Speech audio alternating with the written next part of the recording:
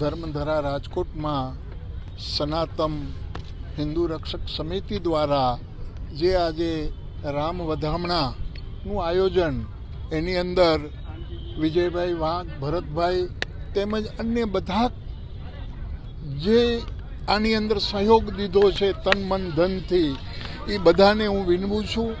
અને આજ રોજ જે 17 તારીખથી જે આ આયોજન ચાલુ થયું છે એ 22 તારીખ સુધી જેમ આપણો 5 દિવસનું દિવાળી મહોત્સવ હોય એવી રીતે આજે સમસ્ત ભારતની અંદર નહીં પણ સમસ્ત વિશ્વની અંદર જ્યાં જ્યાં હિન્દુ વસે છે અહીંયા આજે રામલલાના વધામણા અને હરેક ભારતીય નાગરિકને હું હિન્દુઓને કહું છું કે આ અવસર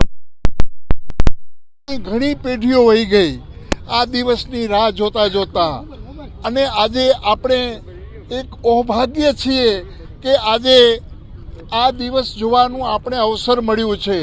અને ભારતના યશસ્વી વડાપ્રધાન નરેન્દ્ર મોદી સાહેબનું ખૂબ જ દિલથી એને હું આશીર્વાદ આપું છું. અને ભારતની અંદર આવા જ દિશા સૂચક જો ભારતની અંદર હશે તો ધર્મ અને રાષ્ટ્રની પ્રગતિ થશે.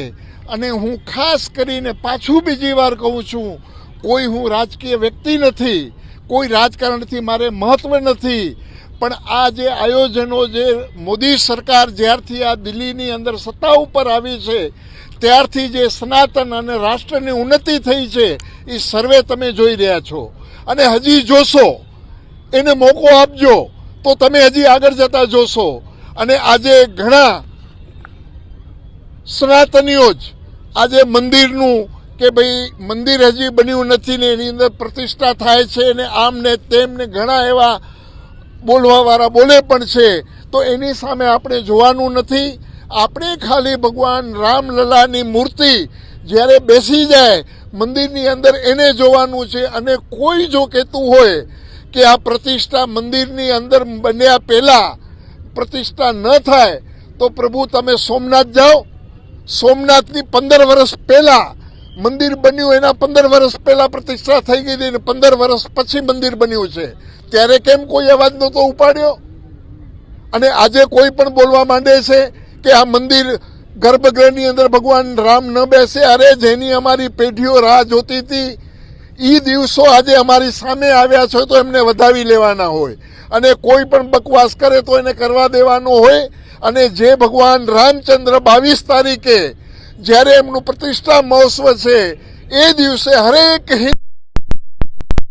કરું છું એક સાધુ રૂપે અને ભગવાધારી રૂપે કે આપણે એ દિવસે આપણી દિવાળી 2024માં 2 દિવાળી છે, એક 24 અને પછી આવાવાળો દિવાળી છે.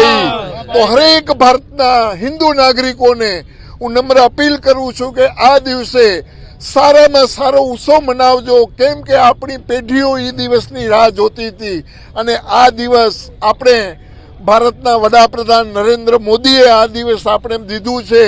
તો હું પ્રભુ રામના દર્શન કરું અને પછી એમના દર્શન કરું ને તોય મારે વાંધો નથી સાધુ તરીકે.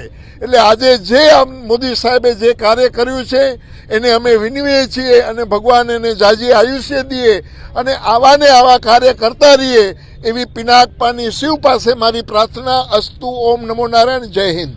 જો ભારતનું યુવાધનને ખબર ન હોય કે આ શું છે અને આજના દિવસનું એને જો મહત્વ ન ખબર હોય તો એ આપણા ભારતના દુર્ભાગ્ય કહેવાય કે યુવાધનને ખબર ન હોય તો. આજે તો હરેકને આજે ગઈઢા બુઢા બધાને ખબર પડવી જોઈએ કે આજે ભગવાન શ્રી રામ જે આક્રમણોથી મૂર્તિઓ તોડી, મંદિરો તોડ્યા અને જે પ્રતિજ્ઞા હતી જેની અંદર કાર સેવકોએ પોતાના લોહી દીધા, સાધુ સંતોએ લોહી દીધા છે અને વીરગતિ પ્રાપ્ત થયા છે. ને આ દિવસની જો યુવાનોને ખબર ન હોય તો અભાગ્ય કહેવાય અમારા ને ભારતના ને ધર્મના બેના. ત્યારે કોંગ્રેસ ક્યાં આવ્યું હતું? ત્યારે વડાપ્રધાન નહેરુ હતા. ક્યાં આવ્યા હતા? રાજેન્દ્ર પ્રસાદે જ પ્રતિજ્ઞા કરી હતી અને પ્રતિષ્ઠા કરી હતી. ભારતના આપણા રાષ્ટ્રપતિ હતા પ્રથમ, એમણે જ કરી હતી. અને કોઈને સ્વીકારવું આમંત્રણને ન સ્વીકારવું પ્રભુ એનાથી કાંઈ પ્રતિષ્ઠા અટકવાની નથી. અને પ્રતિષ્ઠા જે ટાઈમ મુહૂર્ત દીધેલું છે એ દિવસે જ પ્રતિષ્ઠા થશે. જેને આવવું હોય આવે, ના આવવું હોય ઘરે બેઠા હોય. ઓકે